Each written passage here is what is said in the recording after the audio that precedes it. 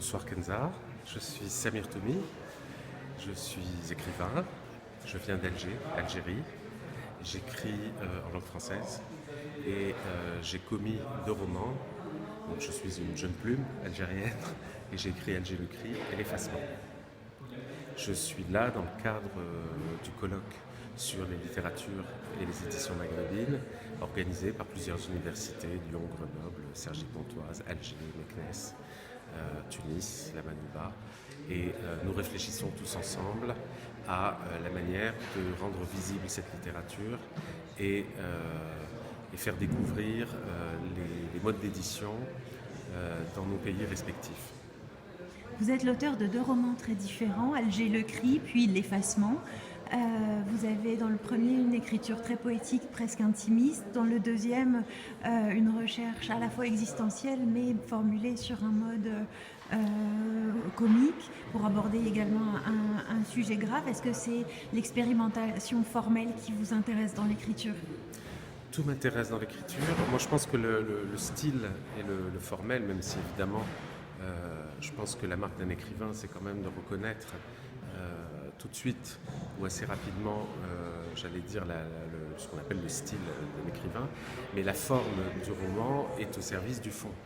Pour être plus précis, effectivement, ça a un peu surpris le lectorat que je commette 2 romans qui semblent complètement opposés l'un à l'autre, mais le premier étant une autofiction complètement émotionnelle, complètement ventrale, effectivement va avoir un style très foisonnant, très intimiste, très riche, très travaillé, très imagé, très métaphorique, très poétique, avec une recherche très très précise du mot et de la métaphore.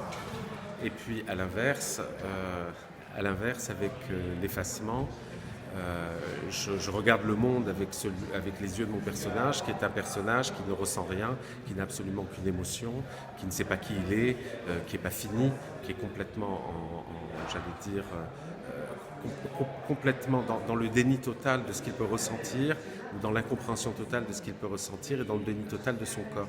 Et donc forcément, il voit le monde de manière très grise, très, j'allais dire, sans fioriture, sans lyrisme, et donc ça donne une écriture très sèche, très abrupte, très, très dépouillée.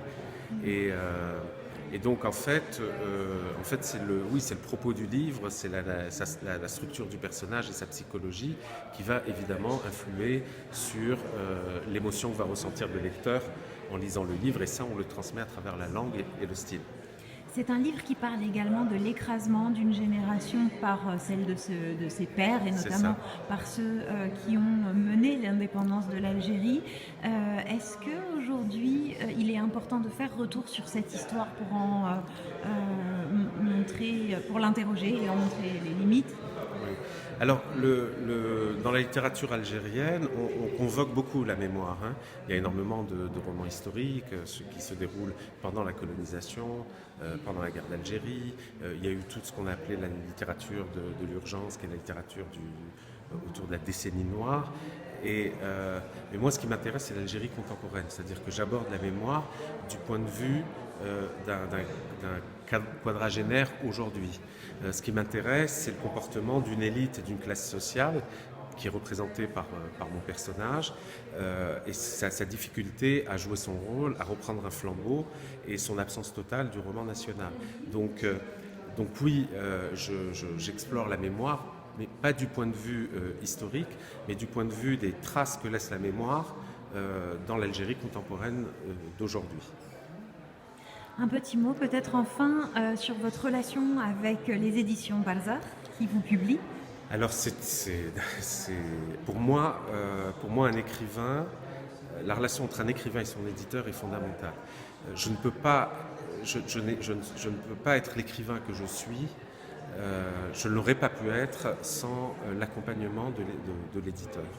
Je ne peux pas concevoir mon évolution sans ce rapport-là, cet accompagnement de mon éditeur.